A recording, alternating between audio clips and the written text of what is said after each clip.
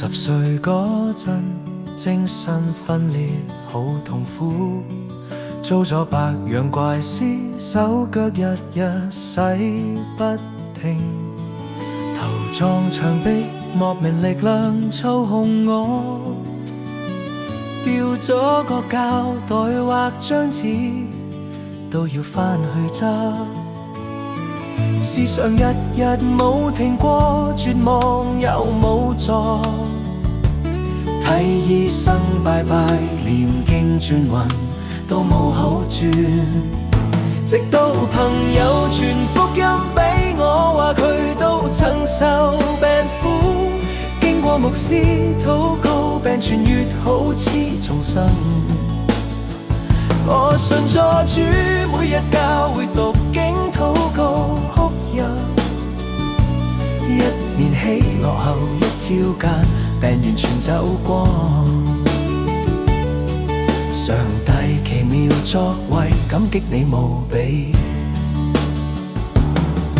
朋友啊，每人康復快慢唔一樣，信心係最重要，信心係我力量，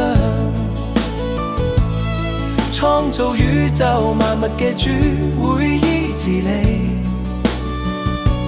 希望見到你哋嘅見證，分享喜樂。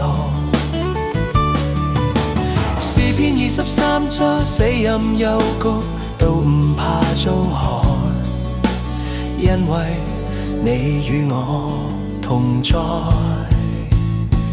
朋友啊，信心係最重要，主會醫治你每一個困苦。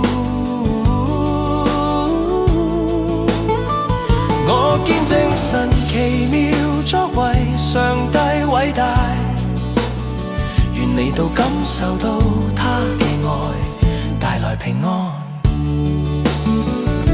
如想細讀我見證，可以按連結，謝謝你，願上帝祝福你們。